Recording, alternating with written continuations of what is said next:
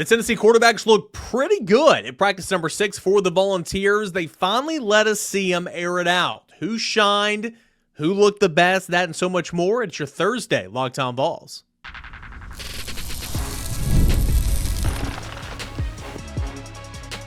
You are Locked On Vols, your daily podcast on the Tennessee Volunteers. Part of the Locked On Podcast Network, your team every day. Hey, good Thursday morning, everybody. Welcome into Locked On Vols. I'm your host, Eric Cain. Appreciate you guys for being here, making Locked On Vols a part of your morning routine, your first listen, your first watch each and every single day. We are a part of the Locked On Podcast Network, where it is your team every single day.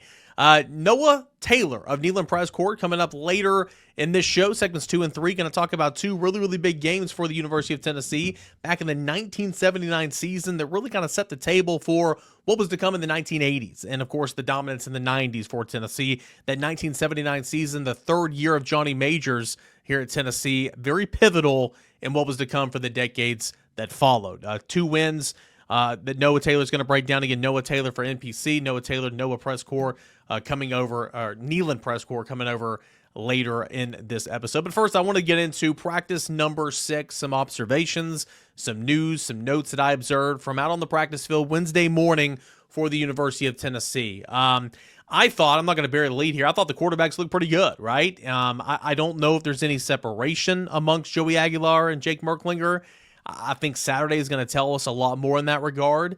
I think they've been, solid. I don't think either one of them has been lighting the world on fire. I don't think either one of them has been just flat out abysmal. Now, again, we continue to reference last weekend, a couple of routes on air sessions that the media was present for. Didn't look that great. It was pretty sloppy, and that wasn't just quarterbacks, right? That was a lot of pass catchers as well that kind of contributed to that. But I thought the quarterbacks looked really good the last couple of days. I mean, it was another solid day for Tennessee on Wednesday morning in the routes on air session, and then finally they kind of let it air it out a little bit, right? And we got to see some of these arms, and Joey Aguilar was the first team quarterback on Wednesday while the media was on hand. Jake Merklinger went with the 2s. They continue to flip those guys back and forth. And, a lot of the conversation that we heard about coming into the Joey Aguilar era, if you will, at Tennessee was, sure, his completion percentage at App State last year wasn't fantastic, but he completes a lot of deep balls. He's got a really good deep ball. That's a strong point of his game. And this is the first time that we got to see it in person, and it wasn't an awful lot. They only threw 4 deep balls, at least while we were out there. And for Aguilar, he only threw 4. He completed 3. He missed on another one, but looked really good doing it. And so I thought that was really cool to see. Jake Merklinger overall, I thought had a sharp day. I think Jake Merklinger's been very consistent so far during fall camp. Again, yesterday was the first day of full padded practices, so there was so much more to go. Scrimmage number 1's on Saturday. There's still so much more that we're going to learn about. I mean, again, not to take anything away from Jake, I think Jake's had a really good camp, and I'm excited to see how he does on Saturday. But Joey Aguilar does have that experience, live bullets in the game. I know it's not the SEC, but he's made decisions on the fly and competed at a high level in the college football world, right? He's had years of experience doing that. Jake Merklinger hasn't. Can't fault him, but I mean, he just hasn't, right? And so a lot can be decided when you get out there and you start doing some real tackle football. So I'm intrigued to see how these guys go. But so far, I think Jake Merklinger's done a fantastic job. He was strong. I think he might be the most consistent quarterback so far in fall camp. I think Aguilar does things that are different, sometimes better than Merklinger. Merklinger, some of the little things, like, for instance, play action, selling that play action. I thought George McIntyre, I thought Jake Merklinger certainly sold it better than what Joey Aguilar did yesterday when we were seeing it. And again, like, Jake Merklinger and George McIntyre have only been coached by the same coaches in the college game. Joey Aguilar has been coached by a couple different coaches, right? Junior college, Appalachian State, UCLA, and now at Tennessee. So there are certain strong points of emphasis for each and every coach. So I don't buy too much into that. But I mean, I think Aguilar out of the pocket looks better. I think Aguilar throwing the ball deep looks better. Although I will say this, Merklinger, we only threw 1 deep ball while we were out there, and it was completed. So again, I've been impressed with the quarterbacks the last couple of days, and I'm excited to see kind of what they look like moving forward. I thought Mike Matthews had a little something to prove maybe in routes on air session on Wednesday. I thought he was really good. I thought he was clean. I thought he was sharp. He was focusing on doing the little things. He was getting praised by Kelsey Pope. I think Mike Matthews was wanting to go out there and have a good day. Not that he ever doesn't want to have a good day, but I think he was extra motivated, it felt like, at least, on Wednesday. I thought he had a really, really good day, caught the football pretty well. I only saw one drop out there, and again, drops were very, prevalent last weekend. Not so much the last couple of days, so that's been a good point.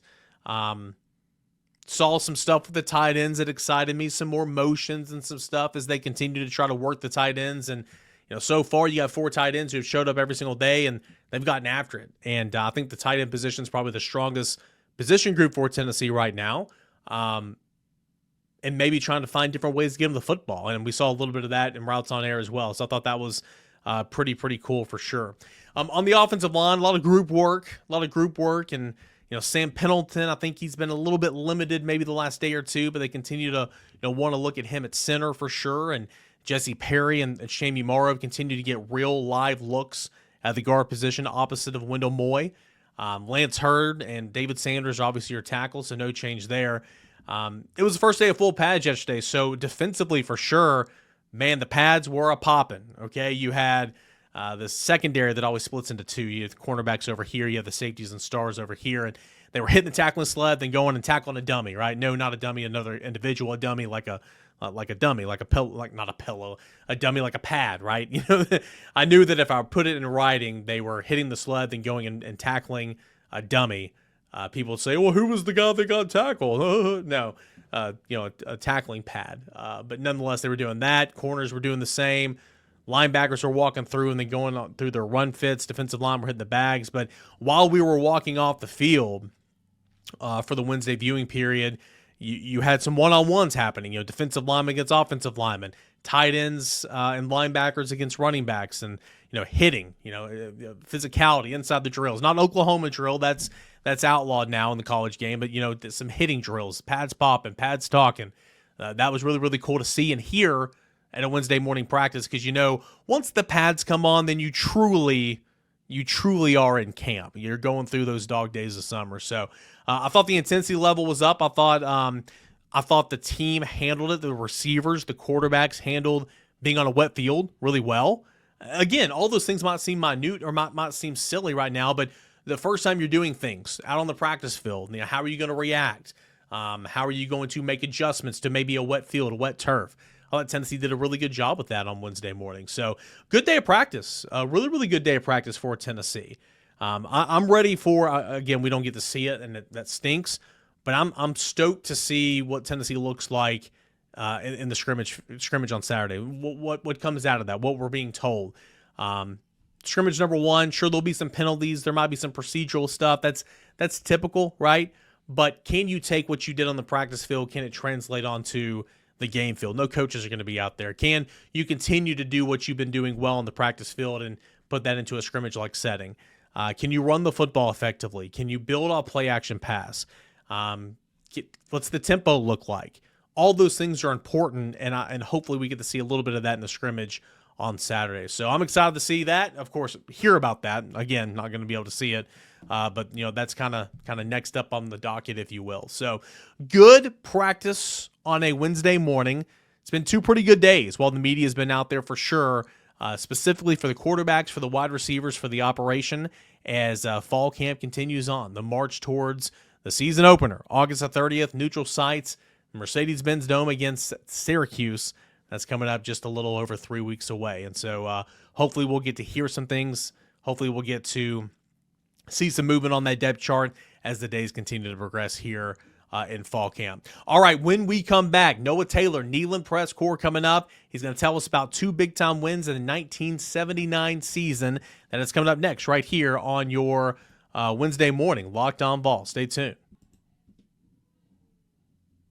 Summer sports are in full swing, and whether you're all about baseball under the lights, golf on the green, high-stakes soccer action, FanDuel is the best way to make every game even more exciting. You're already following the action, so why not make it a little bit more thrilling? With FanDuel, you can get in on the game while your friends, well, they might be at the pool, they might be at the beach getting sunburnt.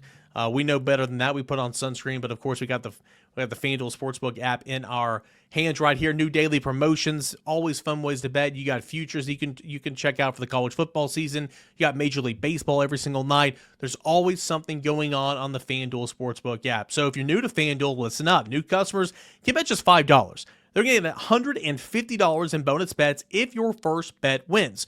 Open the FanDuel Sportsbook app today or visit FanDuel.com to go ahead and get started. FanDuel, it is where you can make every moment more. Noah Taylor on from Neyland Press Corps, and we skipped last week because somebody thought it'd be okay to go on vacation, but is what it is. We're back this week, and 2 wins from the 1979 season that you highlighted earlier this week on your Substack. Of course, that link is listed in the show notes as well. Everybody give NPC a follow, and of course Noah Taylor as well. 2 wins. The first one in week 3 over Auburn in 1979, 35-17. And then a couple of weeks later, a 40-18 thumping of number 13 Notre Dame. And those were 2 of the highlight wins for Johnny Majors in what was his 3rd year at the helm. And as you wrote about it, kind of prolonged them into, the next decade that had, great success. We'll talk about that more in a moment. SEC title, if Shara won. A couple of 9-win seasons and more than that as well. And then, of course, we know what Tennessee did in the 90s as well. But let's start with that Auburn game. Week 3 of the season, and Noah, it started from the opening kickoff. Tennessee had a whole lot of fireworks that day. Yeah, they did. They set a tone early in that game. Like you had mentioned, year 3 under Johnny Majors, there was a little bit of optimism after year 2. Tennessee missed out on a bowl game. They hadn't been to a bowl game since 1975, but they had won 3 games to end that season going into 1979. So beat Utah and Boston College early. But, as everybody knows, even now, your real test is usually week 3 with SEC play. And, that was a different time, obviously, on Tennessee's schedule. Now, if you're of a certain generation of Tennessee fan, you see that week 3 game typically is the Florida game. It's typically your big test early on. Obviously, that'll be different this year with that game being played in November. But at one point in time, it was Auburn, and that was a big game for Tennessee. Hadn't had a lot of success against Auburn in the 1970s. Only won 2 of the previous 9 meetings going into that 79 game. So that may have played a factor in some mind games from Johnny Majors. I wrote about it, I think, in the story, and then obviously yesterday on Twitter, got some great responses from people who were there. But Majors delayed coming out of the tunnel and wanted to see if Auburn would do it first. And Auburn wanted to do the same thing. So you kind of had this big standoff, and maybe that was to give Tennessee an emotional edge, some motivation, who knows. But Tennessee did come out first. Johnny Majors was quoted after the game. He was asked about it. He said, "We knew what time kickoff was, and we were going to show up." So they got out there in time. Again, if you're on X or Twitter, whatever you want to call it, some great comments yesterday from fans who were there that remembered that moment. But yeah, like you'd mentioned, Gary Moore set the tone, returned the opening kickoff 98 yards. It'd been the first time in 45 years that Tennessee had a kickoff return for a touchdown in the opening kickoff. So a big moment there. And Auburn came back down, scored, made it 7-7. And then Jimmy Streeter, the Silva Streak. If you're watching this, you got a lot of memories of him. A fun guy to watch, even looking back at the highlights, obviously before my time, but he dazzled a lot, especially in this game. Led Tennessee on a touchdown drive to take the lead with a pass to Reggie Harper. And then right before halftime, a textbook 2-minute drill, 80-yard drive to score again. And so Tennessee took the lead there. There was a couple, they were up 21-7. Auburn kind of made a little bit of a push in the 3rd quarter. But a goal line stand essentially from the defense, and then Streeter again with a touchdown run put it away. And it was certainly a massive win for Tennessee. They're 3-0, their best start in about 5 years. And it looked like, that was kind of going to be the springboard for a successful season, but which I think we'll talk about in a minute. Certainly wasn't the case. There were some bumps and bruises before Tennessee kind of got back on track. 2 quotes I want to point out here that you listed, and I'm not sure if this is from the Knoxville News Sentinel, the Nashville Tennessean, but of course that's where you get these quotes from, and you give credit each and every article. Quote, Streeter was the difference. This is from All SEC safety James McKinney said for Auburn. He made their offense. We let him do what he wanted. And the quote here to end this section of the Auburn win from Johnny Majors, man. I think this is pretty telling. Quote, I don't know how good either team is, but I know we are a long way ahead of where we've been. This was the best 60 minutes of football against a good team since I've been here. And so this is kind of that springboard, right? Again, it was a slow-moving work in progress. Hadn't been to a bowl in quite some time. First couple of years, slow under Johnny Majors.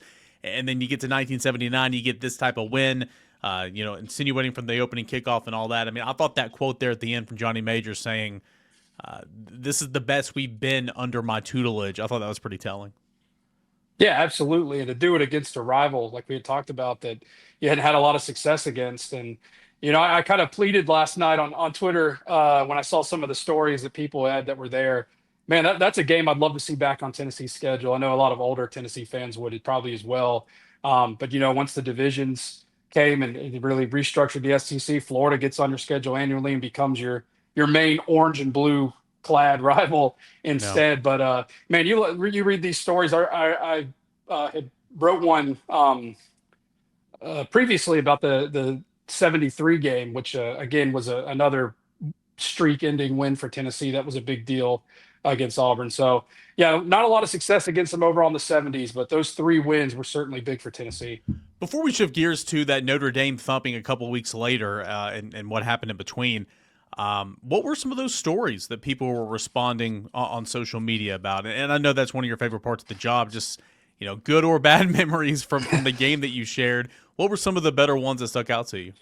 Yeah, there was one of a woman. I'm sorry, I'm forgetting her name right now, but again, you could go on my Twitter and see it. Yeah, I didn't tell you I was going to ask you this question, so I'm going to hold that against you. No, you're good. You're good. I brought it up a lot, so I love it. It's she was the first female Smoky mascot, and I found a great photo from that game where you had Smoky standing off to the side of the coin toss, and then Aubie, I guess, the Auburn mascot, doing the same. So I said, we should bring that tradition back, bring the mascots out there to the coin toss. But she's on Twitter. She was there. And she said that that was a great experience for her. And she says, I remember seeing Tennessee standing in the tunnel waiting for Auburn to come out first. So that was a really cool story. Another fan that was there said he was with his dad. He was 10 years old and said that he kept asking his dad, like, what's the deal here? Why aren't they coming out? What's the problem? They thought there was something wrong with, the stadium. Somebody was hurt, whatever the reason was. So it kind of gives you an idea. I couldn't find it and on YouTube or anything of what that was like pregame. The game wasn't even televised, so it's hard to find, some of that pregame footage. But from listening to these people, you could tell that there was definitely a noticeable delay from both teams, which I thought was great. The mind games, and again, like that was present in 1979. It's still relevant here in 2025. It's the mind games between coaches and press conferences and what you can and can't say, and some things never die. We're going to talk about the Tennessee win over Notre Dame here in the next segment, but real quick, kind of set the scene for that game. Tennessee goes on. It's 6 weeks later. What a massive win weeks before against Auburn, obviously. The week before playing number 13 Notre Dame at Neyland, Tennessee has a hiccup. Tennessee stumbles against Rutgers, and it felt like, at least from the story you put out there, that kind of all the good vibes, if you will, were kind of evaporated. Tennessee was at a low point. Yeah, they were. After that Auburn win, you're 3-0. You jump back into the rankings, which I haven't looked, but I'd imagine it'd be the first time under Majors that they were ranked. They were number 19 in the polls. Sounds right, yeah. And then, they lost to Mississippi State the following week. Okay, they beat Georgia Tech 31-0. That puts them back in the polls. You're sitting there at 4-1. And then Alabama was a game that preceded that Rutgers game. Tennessee was up 17-0 in that game, and Alabama comes back and wins 27-17. They go on to win the national championship, another heartbreaker. But you can kind of see things starting to improve from Tennessee before that Rutgers game comes. They lose that one 13-7. There's a Rutgers team that won 8 games that year, so they weren't bad by any means, but certainly it did feel like some of the wheels were coming off of some of the progress you saw early on in the year. So one thing I'd read in my research for it in the News Sentinel was that asking prices outside the stadium for the tickets for that Notre Dame game were like $5 for 50-yard line seats, somewhere as low as $1. So wow. 86,000 people showed up. It was a record crowd at the time. So people came because it was Notre Dame. It was a blue blood. It was a massive deal to have them play in Neyland Stadium. But there was certainly probably some maybe a little bit of a lack of enthusiasm after that Rutgers loss. When we come back, we're going to hear about Tennessee's just dominating win over number 13 Notre Dame back in 1979. And again, how these two wins in this season kind of set Tennessee on the path to a decade of real good success in the 1980s and, of course, what to come in the 1990s as well. That's coming up next as we do it Throwback Thursday with Neyland Press Corps. All that and more right here on Locked On Vols. Stay tuned.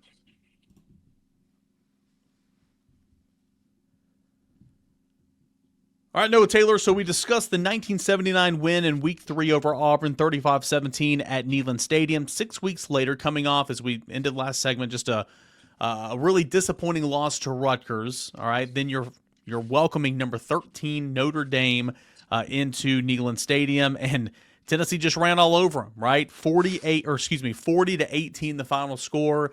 We'll talk about some of the heroics as well, but I mean, that was just a thumping. That was a massive, massive win for Tennessee. If Johnny Majors, again, we read that quote. We read that quote earlier. If he was quoted in saying that the win against Auburn was the best football that he's seen since being head coach at Tennessee, that win over Notre Dame probably upped it a little bit 6 weeks later.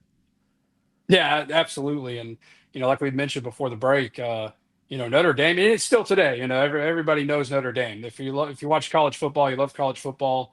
Even a younger generation that hasn't seen them have the kind of success. I know they're coming off a college football national championship appearance, but even if you haven't seen the consistent success they used to have in the 70s and the 60s and the 50s, 40s, you know that brand, that program. So for Tennessee fans, it was a massive deal. One thing I thought was really cool in the News Sentinel was just a whole section of asking fans about playing Notre Dame and how exciting that was for them to see that game and see that opponent come there. So it was a big deal. And Notre Dame was coached by Dan Devine at the time. They were coming off; they just won a national title 2 years before. They had 2 losses. They lost to Purdue, who ironically Tennessee would end up playing in the Astro Bluebonnet Bowl that year, and they lost to USC. Those are the only 2 losses. They're number 13 in the country. And like you mentioned, Tennessee thumped them. I mean, it wasn't particularly close, and it was really in every facet of the game. The hero of this one's Hubert Simpson, running back. Tennessee rushed for 352 yards in this game. He put up 117, and his 4 touchdowns were a school record at the time. Jimmy Streeter had a phenomenal first half. He actually missed the entire second half with an injury, but had a 51-yard run that set Tennessee up for a touchdown.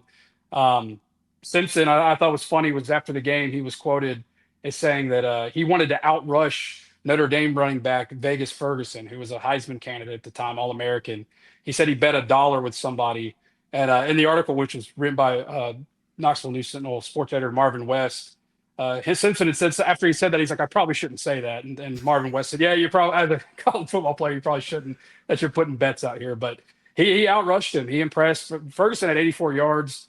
James Berry, another Tennessee back, actually outrushed him too. He had 94. So just a completely dominating effort. And it wasn't just what Tennessee did running the ball. It was what they did on defense. I mean, I think they had like forced 4 turnovers, just made a living in the backfield, getting to the quarterback. So the fans that showed up, again, the record 86,000 plus, they got their money's worth. And for Tennessee coming off that Rutgers loss, I thought what was great too was Tennessee. There was a quote in there from Tennessee's offensive coordinator Joe Visano, who said that week they talked about simplicity after that Rutgers loss, getting back to the basics. And he said they ran the dive play against Notre Dame 28 times. He said we typically run it 5 or 6 times a game. So I don't think you can get any more simple than that. And it worked. Notre Dame couldn't stop it. A few weeks ago, I think we were on here. We talked a lot on this segment, I feel like, about goalpost getting knocked down. Well, this was one of those games too. So fans ripped the goalpost down and did what Tennessee fans do, marched it around the field, out of the stadium. I don't think there's a fan base that knows better than how to do that. So it was a massive deal for Tennessee. And like you had mentioned, as big as that Auburn win was, because it's big because it's an SEC rival and you hadn't beaten them in a while, but Notre Dame at that time, that was a big deal for Tennessee. And again, one of those games where it kind of showed, I think, that Tennessee was starting to turn the corner under Johnny Majors, and they ended up going to a bowl game for the first time since '75. Again, they played Purdue, lost to Purdue close in a close game, but I think that really helped set up Tennessee's success going forward. Yeah, I mean, fast forward 45, 44, 45 years later. And I mean, I was hoping that Tennessee would be matched up at Notre Dame in the CFP this past year. Because again, Yeah. I've never covered a game of South Bend, and as a college football, fan and just lover of the sport, I wanted to see that environment because it's Notre Dame, right? And you're right. Yeah. I mean, they're coming off a CFP. They've had a couple CFP appearances in the playoff era, but they're not what they used to be. But still, it's Notre Dame, right? So. Massive win for Tennessee. And I'm glad you brought up that quote. That's where I was going to go next. I mean, 28 times they were in the dive. And again, very, very different, especially a different offense. Veer is very much different than what Tennessee was running. But, Carson Newman, you're on 22. And, Carson Newman, Ken Sparks, and Mike Turner, they'd have, I kid you not, as a linebacker that went against them every day in practice, I prided myself in learning all their call signs, so I knew exactly where it was. That's the only time I could be in position to actually have a chance to make a tackle, right? If I knew where the play was coming. But there would be 16 different call names for 22, which is literally just a dive. 22. So do what you do best. Keep it simple, stupid, especially coming off an emotionally draining loss to Rutgers the week before. And I thought that was an interesting point in the story that you mentioned. And of course, that quote from the offensive coordinator that, normally we run this 5 or 6 times. We ran it 28 times. It doesn't get much simpler than that, and I couldn't agree more. You look to what came after this win and what happened for Tennessee in the 80s, of course, under Johnny Majors, and Tennessee won. 9. I think you put in the article 9 wins or more in 5 of the next 10 seasons or whatever. Share of an SEC title, won an SEC title outright. I mean, there was a lot of good football that came from this 1979 season that again kind of was a springboard to better times and normal times for Tennessee football. Yeah, I think so too. And a couple weeks ago we were on here, we talked about that 82 game, and that's not beating Alabama in 82 and ending a streak then. And that's not so long after, 79, obviously. So I think it kind of taught Tennessee that it could hang in those kind of big games. I think it also showed that, they could belong in them too. I mean, it gives a program that, when we were on here a couple weeks ago, we talked about Doug Dickey in the 1960s, where they kind of got back to relevance. They'd lost a little bit of that after Bill Battle was fired. Brought Johnny Majors home after winning a national championship at Pitt in 76. And he could have kept things rolling there, but wanted to come here knowing he had a rebuild. And it was a rebuild in every sense of the word. And I think it's fun to write these stories because you don't see that kind of patience anymore in college sports. If a coach comes in, you got very few examples today. I guess Billy Napier at Florida would be one, but you got very few examples today of guys that come in and get 2 or 3 years to figure things out, without big wins. So Tennessee, let him rebuild it. And, you had those little wins here and there that were big, not little, but big deals. But, they maybe follow up with a setback or whatever the case. But once Tennessee got it rolling there in the mid 80s, I think that really helped lay the foundation for what Philip Fulmer was able to do in the 90s and just have that ridiculous run. So I think Tennessee's patience with Majors and allowing him to build the program he wanted to build, I think that paid off. And you certainly saw little pieces of that with those wins in 79. And let's not forget, let's see if Joey Aguilar wins the job here for Tennessee this year. Long way to go in camp. This is a big week in that regard with full pads and scrimmages and all that. But whenever it was announced that he was going to wear number 6, one of the first names that came to mind, I know you pointed out, is, hey, Jimmy Streeter, former quarterback for Tennessee, wore the number 6 and turned out pretty well for him. So hopefully, Tennessee can have some of that good success of the quarterback jersey number 6 rub off on Joey Aguilar if he is QB1. Yeah, I mean, I thought that was great when I first saw that Tennessee's had a lot of good number 6s overall, but at quarterback specifically, it's hard to not bring up that number and talk about that conversation without bringing up Jimmy Streeter, because I mean that guy was unreal. What he was able to do for Tennessee, and I think passed unfortunately too soon. But as a quarterback at Tennessee, just a guy, putting this stuff together, it's such a pleasure because you get to look at stuff like that. And like we talked about, I covered Tennessee for 6 years. So I've seen some pretty great play, not just at Tennessee, but guys Tennessee's gone up against. Covered most of Alabama's, or covered Tennessee during most of Alabama's dominant run under Nick Saban. You saw a lot of great athletes, but There's some guys, you go back and watch these clips, and even by today's standards, your jaw just drops to the floor. And that was one of the Jimmy Streeter's one of them. And the things he was able to do in that Auburn game and then against Notre Dame for a half was just unbelievable. Check out Neyland Press Corps and with Noah Taylor. 1979 is the 2 games in the 1979 seasons, what he wrote about earlier this week. The 35-17 win over Auburn and the 40-18 win over number 13 Notre Dame. Both those games at Neyland Stadium. Chronicling some of the bigger stories, games, years, moments in Tennessee football history. That's what Noah Taylor does with NPC right here on Throwback Thursday, Locked On Vols. Noah, as always, man, I'm not going to ask you what's to come because I don't want to steal your thunder, but you'll have something on Monday morning, and we look forward to it. Yeah, no, for sure. And I do want to plug real quick. I talked to Dewey Warren, former Tennessee quarterback, last week. Had an awesome conversation with him for a story that's coming out. So keep your eyes open for that on some stories there where I'll have him as a quote and some other guys hopefully. But I think that's going to go really well. So keep an eye out for that. Awesome stuff there from Noah Taylor, Neyland Press Corps. Really enjoy having him on for Throwback Thursday right here on Locked On Vols. Each and every Thursday we try to do it. And he does a phenomenal job. So go check out his Substack. Go check it out. Support his channel. And he drops some stuff typically every Monday, sometimes a couple of times a week. It's a really, really good read, so go check it out there. All right, been a fun show so far, been a fun week. We'll continue the conversation with Tennessee football camp, quarterbacks, offensive line, everything else in between. We'll continue that conversation on tomorrow's show, what we want to see and what we want to hear about from the Tennessee football scrimmage on Saturday morning. That's what you have to look forward to on tomorrow's show.